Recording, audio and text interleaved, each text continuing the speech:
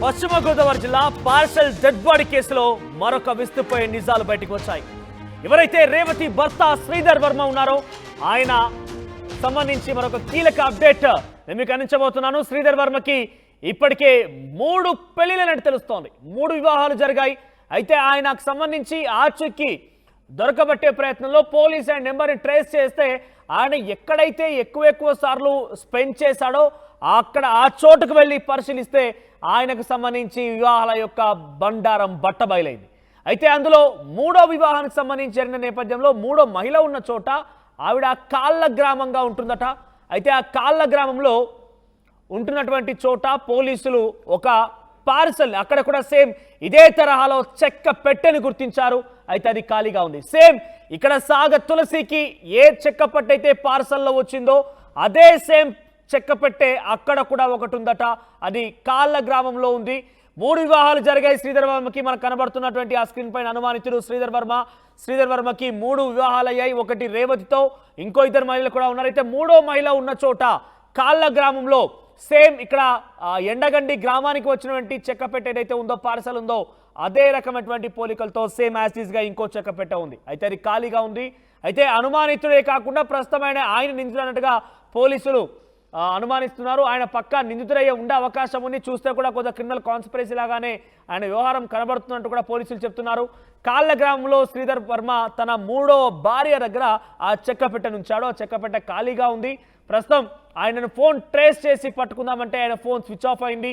గతంలో ఆయన మూమెంట్స్ని పరిశీలించి ఆయన ఎక్కడెక్కడ తిరిగాడు, ఏ రకంగా ఉన్నాడనే విషయం గమనిస్తే ఈ యొక్క వ్యవహారం బయటకు వచ్చింది. ఒకసారి శ్రీధర్ వర్మను అనుమానిస్తున్నటువంటి జిల్లా పోలీస్ ఎస్పీ కొన్ని డీటెయిల్స్ చెప్పారు. ఆయన ఏం చెప్పారో చూద్దాం.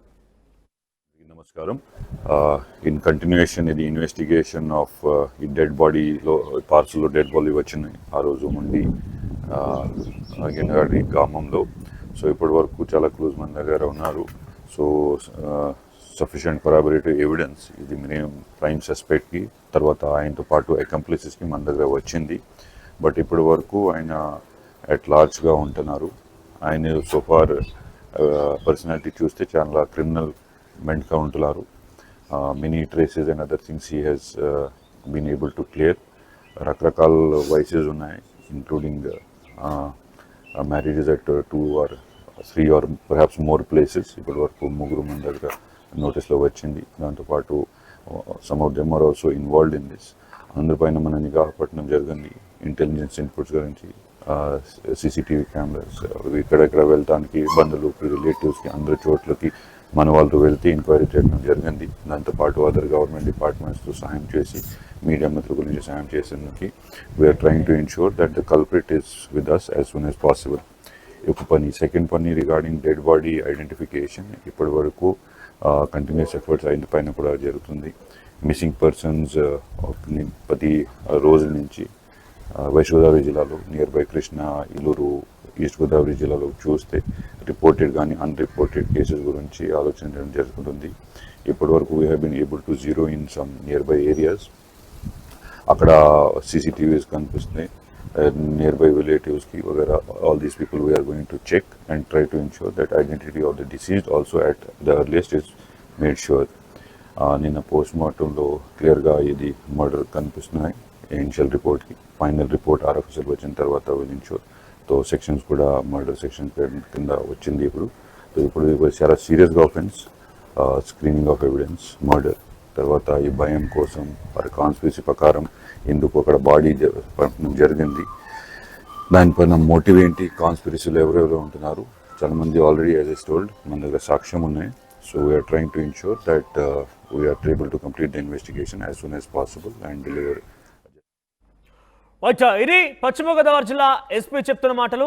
శ్రీధర్కి ఇప్పటికే 3 వివాహాలు అయ్యాయి.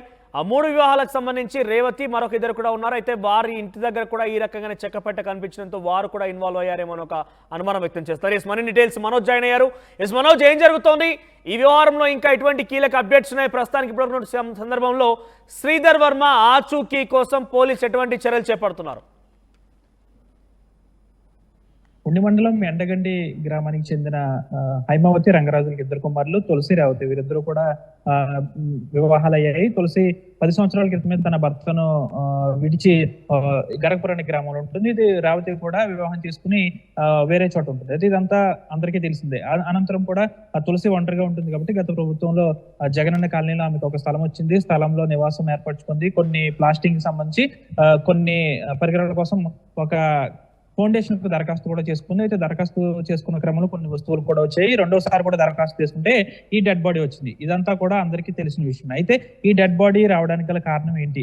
ఇదంతా కూడా తులసికి సంబంధించి ఎవరైతే చెల్లెలు ఉన్నారో రేవతి, తన భర్త శ్రీధర్ వర్మ తిన వైపే ఈ కథ అంతా తిరుగుతుంది. ఎందుకంటే శ్రీధర్ వర్మ ఆ డెడ్ బాడీ తన అత్తమామ ఇంటికి వచ్చిన తర్వాత, అంటే తులసికి సంబంధించి తులసి ముందు నుంచి కూడా ఒక ఇంటి నిర్మాణం చేపట్టుకుంటే తనకు సంబంధించిన ఏ వస్తువులు వచ్చినా కానీ తన తల్లిదండ్రులు హైమావతి రంగరాజు ఇంటికే వెళ్తాయి. కాబట్టి ఈ డెడ్ బాడీ కూడా వారింటికే వచ్చింది గత 3 రోజుల క్రితం. అయితే ఆ సమయంలో ఆ డెడ్ బాడీ ఆటోలో వచ్చిన క్రమంలో తులసి చెల్లెలు భర్త రేవతి భర్త ఎవరైతే శ్రీధర్ వర్మ ఉన్నారో తాను అక్కడే ఉన్నాడు. అయితే ఆ డెడ్ బాడీ పార్సల్ దిగిన తర్వాత ఇంట్లో పెట్టిన తర్వాత అప్పటి నుంచి కూడా శ్రీధర్ వర్మ ఆచూకీ లభ్యం కాలేదు. శ్రీధర్ వర్మ ఇప్పటికి కూడా అజ్ఞాతంలో ఉన్నట్టు తెలుస్తుంది. అయితే శ్రీధర్ వర్మ ఈ డెడ్ బాడీ వచ్చిన తర్వాత శ్రీధర్ వర్మ ఎందుకు మిస్ అయ్యాడు అనే దానిపై కూడా పోలీసులు గుప్పిలాగుతారు. అంటే ఎప్పటి వరకు కూడా శ్రీధర్ వర్మ ఎందుకు స్పందించట్లేదు, నేను ఎక్కడికో వెళ్ళాను, పనుండి వెళ్ళాను అని ఎందుకు చెప్పలేకపోతున్నాడు, ఇదంతా కూడా కావాలని ఈ విధంగా శ్రీధర్ వర్మే చేశాడా అనే కోణంలో కూడా పోలీసులు పలు కూపి లాగుతున్నారు. అంటే దాదాపు జిల్లాలో చుట్టుపక్కల ఉన్న పోలీస్ స్టేషన్ లో ఉన్న ఎస్ఐలు అందరూ ఒక బృందంగా,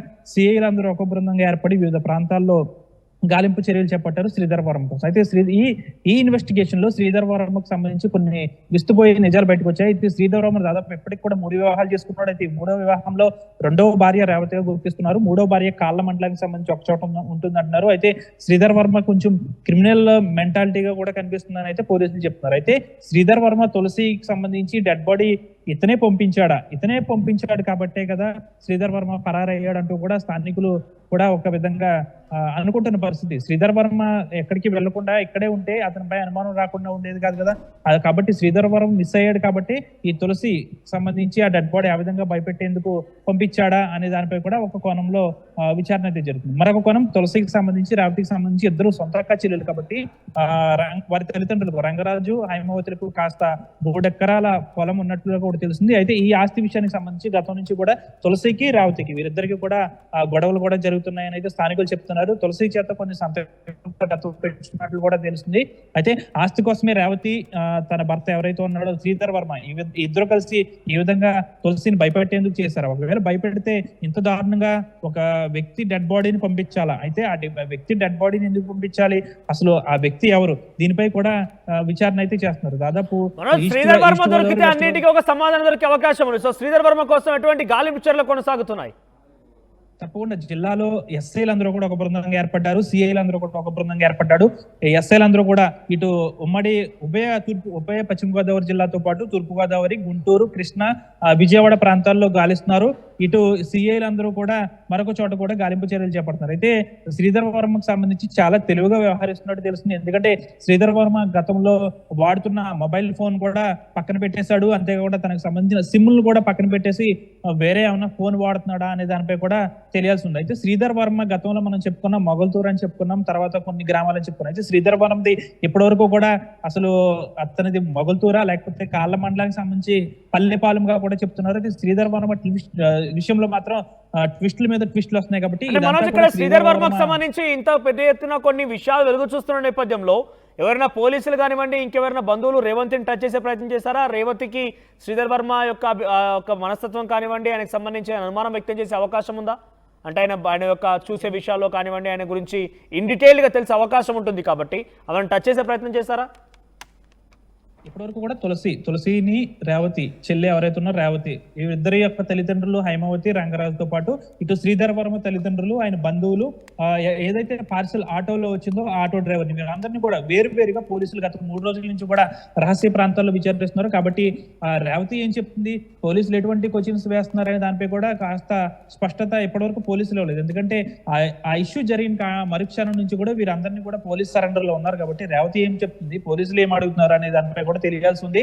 ఒకవేళ రేవతికి ఏమైనా శ్రీధర్ వర్మ ఫోన్ ఏమైనా చేస్తున్నాడా అనే దానిపై కూడా కాస్త స్పష్టత పోలీసులు ఇవ్వాల్సిన అవసరం ఉంది. ఎందుకంటే రహస్య ప్రాంతాల్లో విచారిస్తున్నారు కాబట్టి రేవతిని కూడా అబ్జర్వేషన్ లో పెట్టారు.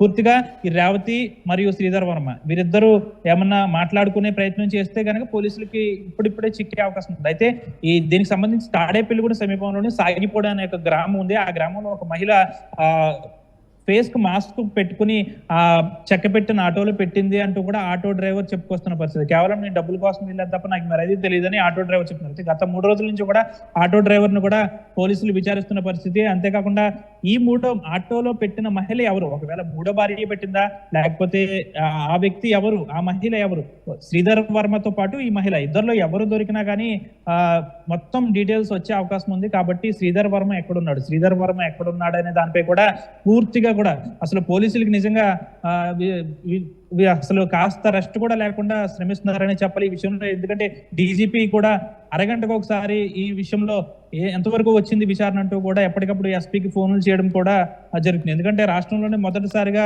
ఈ విధంగా సంచలనం రేపిన ఇష్యూ కాబట్టి అది కూడా పశ్చిమ గోదావరిలో ఈ విధంగా జరిగింది కాబట్టి డీజీపీ కూడా దీనిపై కాస్త ఆగ్రహం వ్యక్తం చేస్తున్నట్టు సమాచారం. శ్రీధర్ వర్మ లేదా ఆటోలో పెట్టిన మహిళ ఇద్దరితో ఎవరొక్కరు దొరికితే సరిపోతుంది. అంతేకాకుండా దీనికి సంబంధించి పోలీసులు కూడా వివిధ వాట్సాప్ గ్రూపుల్లో గత 3 రోజుల నుంచి కూడా ఒక సందేశాన్ని జారీ చేస్తున్నారు. 35 నుంచి 40 సంవత్సరాల వయసు గల వ్యక్తి మీ ప్రాంతాల్లో ఎక్కడైనా మిస్ అయితే మాకు సమాచారం ఇవ్వండి అంటూ కూడా పోలీసులు సందేశాలను కూడా పంపిస్తున్నారు. అయితే ఇప్పటి వరకు కూడా తమ ప్రాంతంలో ఒక వ్యక్తి మిస్ అయ్యాడంటూ కూడా ఎవరు కూడా కంప్లైంట్ ఇవ్వలేదు. కాబట్టి అసలు ఈ వ్యక్తి ఎవరు, ఇప్పటికే పోలీసులకు సంబంధించి పోస్ట్ మార్టానికి కూడా ఈ బాడీని పంపించారు, రిపోర్ట్స్ కూడా వచ్చాయి. దానికి సంబంధించి ఆ వ్యక్తి హత్య గావించబడ్డాడంటూ కూడా పోలీసులు చెప్తున్నారు. అయితే దీనికి సంబంధించి కొన్ని శాంపిల్స్ ను లాబొరేటరీస్ పంపారు. అవి వస్తే డిఎన్ఏ టెస్ట్ సంబంధించి కొన్ని అవకాశాలు లభించే ఉంది. అసలు ఈ బాడీ ఎవరు, శ్రీధర్ వర్మ చంపాడా అనే దానిపై కొన్ని విషయాలు తెలియాలంటే మాత్రం కొన్ని రోజులు ఆగాల్సిన పరిస్థితి నెలకొంది. ఎందుకంటే శ్రీధర్ వర్మ ఎక్కడ ఉన్నాడో తెలియట్లేదు కాబట్టి, ఈ ఆటోలో పెట్టిన మహిళ ఎవరో తెలియదు కాబట్టి వీరిద్దరిలో ఎవరొక్కరు ట్రేస్ అయితే మాత్రం కథ మొత్తం సుఖాంతం అయ్యే అవకాశం ఉంది. దాదాపు 2 రోజుల్లో దీనికి విరామం పడే అవకాశం ఉంది. Manoj, thank you for the update. So మొత్తం మీద శ్రీధర్ వర్మ గనక ఆయన ఆచూకీ లభిస్తే పోలీస్ ఇన్వెస్టిగేషన్ చేసిన తర్వాత చాలా విషయాలకి కొంత ఫుల్ స్టాప్ పడే అవకాశం. ఎందుకంటే ఆయన అనుమానితుడిగా ఉన్నాడు. ఇంకా ఇన్ఫాక్ట్ శ్రీధర్ వర్మ అనడానికి మరింత బలం చేకూర్చే అంశం ఏంటంటే ఆయనకి 3 వివాహాలు కూడా అయ్యాయి. 3వ మహిళతో ఆయన కాళ్ళ గ్రామంలో ఉండేవాడు. ఆ కాళ్ళ గ్రామానికి వెళ్ళి పరిశీలిస్తే అక్కడ కూడా ఇదే తరహాలో ఒక చెక్కపెట్ట లభించింది. అక్కడ అది ఖాళీగా ఉంది. ఇక్కడ మాత్రం ఒక డెడ్ బాడీతో సాగ తులసి పేరిట ఎండగండి గ్రామానికి వచ్చింది. అయితే శ్రీధర్ వర్మ కోసం పలు విభాగాలుగా పోలీసులు టీమ్స్గా విభజన జరిగి వారంతా కూడా వెతుకుతున్నారు. వారు శ్రీధర్ వర్మ కోసం గాలింపు చర్యలు చేపడుతున్నారు. ఇప్పటివరకు అయితే వేరువేరుగా శ్రీధర్ వర్మ కుటుంబాన్ని, రంగరాజు కుటుంబాన్ని, at the same time Revathi, అదేవిధంగా సాగ తులసిని కూడా ఎంక్వైరీ చేస్తున్నారు రహస్య ప్రాంతాల్లో. వారిని ఏ రకంగా ఎంక్వైరీ చేస్తున్నారనే విషయం మాత్రం బయటికి తెలియడం లేదు, కానీ ఎంక్వైరీ మాత్రం చేస్తున్నామంటున్నారు. శ్రీధర్ వర్మ దొరికితే అన్నింటికి ఒక కొలికి వచ్చే అవకాశం ఉంది. పార్సల్లో డెడ్ బాడీ అనే అంశానికి ఒక ఫుల్ స్టాప్ పెట్టే అవకాశం అయితే ఉంది. రోజు రోజుకి ఇది ఒక సినిమా తరహాలోనే మారిపోతోంది. ట్విస్ట్ మీద ట్విస్ట్లు, సస్పెన్స్ మీద సస్పెన్స్, థ్రిల్లర్ సినిమాని తలపిస్తోంది. సో ఇప్పటివరకు మీరు పూర్తి ఘటన వినే ఉంటారు. ఈ ఘటన పైన మీకేమనిపిస్తోంది, అసలు ఏం జరిగి ఉంటుంది, లేదంటే ఈ యొక్క స్టైల్లో పక్కగా సినిమాలో ఇన్ఫ్లుయెన్స్ చేస్తున్న ఈ స్థాయిలో ఈ రకమైనటువంటి దారుణాలకు పాల్పడడానికి గల కారణాలు ఏంటి, ఇంతలా ఎందుకు మనుషులు మారిపోతున్నారు? మీ అభిప్రాయాన్ని కామెంట్ రూపంలో తెలియజేసే ప్రయత్నం చేయండి.